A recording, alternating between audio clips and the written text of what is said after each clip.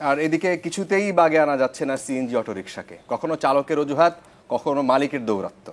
যদিও মিটার বাস্তবায়নে নানামুখী তৎপরতা চালিয়ে যাচ্ছে সরকারের এই সংশ্লিষ্ট প্রতিষ্ঠানগুলো, কিন্তু কিছু মালিকের দৌরাত্বের কারণে, মুনাফালোভী মালিকদের কারণে এই সব চালকদের বাধ্যবাধকতা আনার সরকারের যে তৎপরতাগুলো সেগুলো হোঁচট খাচ্ছে প্রতিনিয়ত।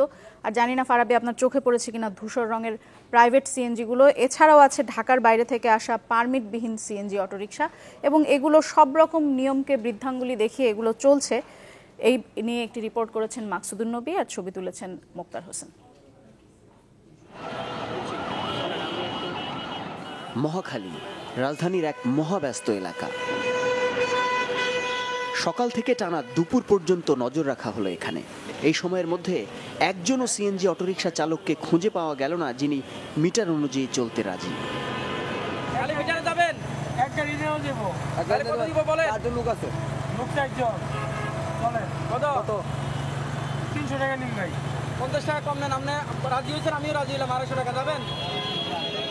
প্রশ্ন হলো, নানামুখী ব্যবস্থা নেওয়ার পরও কিসের তাগিদে যাত্রীদের জিম্মি করছেন চালকরা?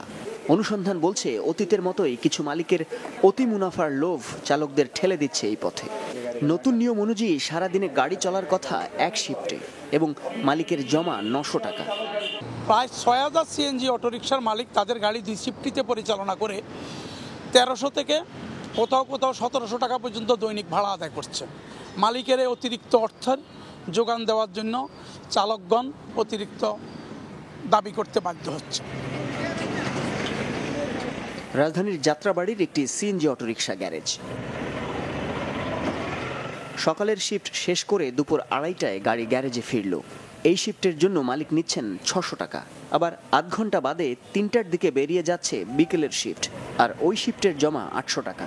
অর্থাৎ এই কৌশলে 2 শিফটে মালিক তুলে নিচ্ছে মোট 1400 টাকা। রাজধানীর যাত্রাবাড়ির কাজলার এই সিএনজি অটোরিকশা গ্যারেজে আমাদের আসার খবর শুনেই মালিক, ম্যানেজার, মোটামুটিভাবে সবাই কিন্তু উধাও হয়ে যায়। তবে উধাও হয়ে গেলে কি হবে, এখানে যে শিফট অনুযায়ী সিএনজি অটোরিকশা চালনা করা হয় তার প্রমাণ কিন্তু তাদের হিসেবের খাতাতেই রয়ে গেছে। কারণ আমরা এখানে দেখতে পাচ্ছি রবিবার বিকেল শিফটে দেখা যাচ্ছে যে ভাড়া 600, 600, 650, 600, 600, 600, 600। নৈরাজ্যের আরেক কারণ প্রাইভেট সিএনজি অটোরিকশা। সাদা রঙের মিটারবিহীন এইসব গাড়ি মালিকের ব্যক্তিগত প্রয়োজন ব্যতীত এর বাণিজ্যিক ব্যবহার নিষিদ্ধ, অথচ এগুলো যাত্রী পরিবহন করছে দেদারসে। প্রাইভেট সিএনজির ব্যাপারে আমাদের স্ট্যান্ড অত্যন্ত ক্লিয়ার। এগুলোকে ফেজ ওয়াইজ মিটারে আসতে পারে, আর যদি মিটারে না আসে তাহলে তারা রাস্তায় চলতে পারবে না, এরকম ব্যবস্থা আমরা। এখানেই শেষ নয়, সম্প্রতি মহাসড়কে সিএনজি অটোরিকশা চলাচল নিষিদ্ধের পর সেগুলো ঢুকে পড়ছে রাজধানীতে। শ্রমিক ইউনিয়নের তথ্য মতে এ ধরনের মিটারবিহীন প্রায় 5000 গাড়ি চলছে ঢাকায়। এখন ঢাকায় চালান কেমনে? পুলিশে কিছু পায় না? পুলিশে কিছু টাকা পায়। টাকা টুকা নেয়? কত নেয় পুলিশ? পুলিশে মনে যায় না, নেতারা জানে। এইসব নৈরাজ্য ঠেকাতে মাঝে মধ্যে অভিযান চলছে রাজধানীর বিভিন্ন পয়েন্টে। বিআরটি এর তথ্য বলছে, গত 3 মাসে মামলা হয়েছে 3928টি, আর কারাদণ্ড দেয়া হয়েছে 131 জনকে। অন্যদিকে জরিমানা করা হয়েছে প্রায় 59 লাখ টাকা, আর ডাম্পিং হয়েছে 621টি সিএনজি অটোরিকশা।